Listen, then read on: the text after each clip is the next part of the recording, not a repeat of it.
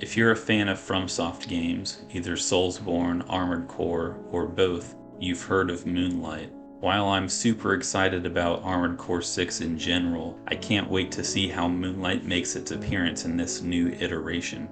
Today, we are going to dive into some history and into the Fires of Rubicon releases so far to speculate which form Moonlight will take in AC6.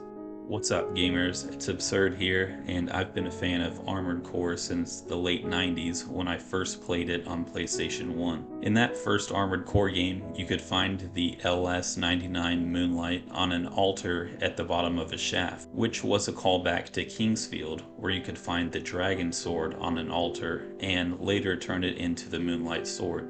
Eventually, Demon's Souls would pay homage to this tradition as well, with a sword and the stone trope. The Moonlight's legacy would carry on throughout the Armored Core and Soulsborne lineages to appear in every major title other than Sekiro, with Moonlight being found either in-world or earned from boss kills. Before speculating on Moonlight with regards to the Fires of Rubicon trailer, it's important to consider the context of how the blade has been implemented in previous titles. In the Souls lineage, Moonlight has predominantly been portrayed as a blue, luminescent blade that can perform magical ranged attacks. In the Armored Core lineage, Moonlight follows a similar design, despite not typically offering a ranged attack option. From the LS-99 Moonlight onward, the heavy, wrist-mounted, blue-beamed energy blade typically boasts the longest reach, if not the longest reach to power ratio of energy blades in the games.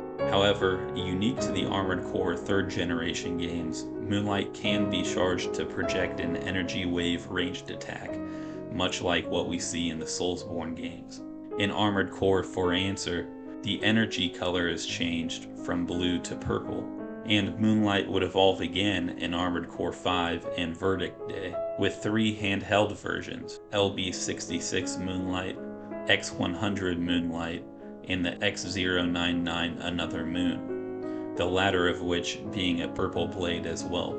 This generation of Moonlights are thermal energy weapons and present their animation with a flame burst rather than a traditional laser blade strike.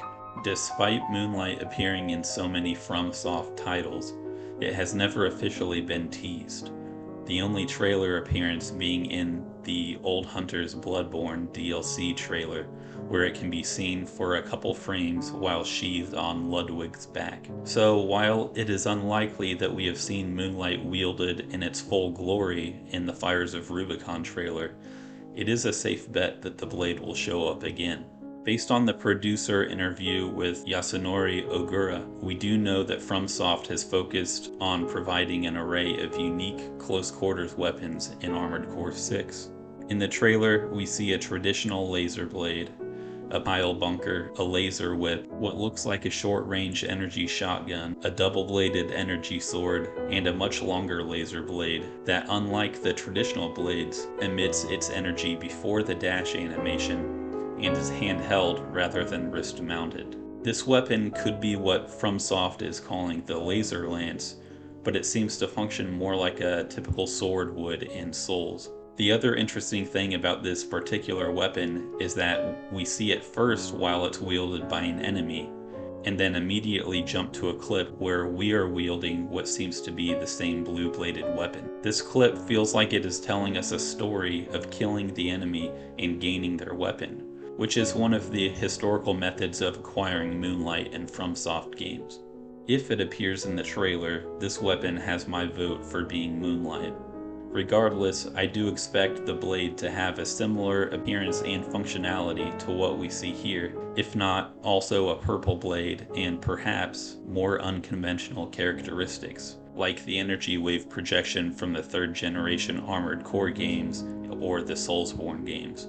Let me know what you think in the comments, and be sure to shout out any important clues I might have missed that could unlock the mystery of Moonlight in Fires of Rubicon. Thanks to Armored Core Lore and Square Table Gaming on YouTube for allowing me to use some gameplay footage in making this video. Be sure to check out their videos on the topic of Moonlight and FromSoft games. like, and subscribe if you enjoyed the video, and also consider buying me a beer on Patreon. Until next time, gamers, enjoy the journey.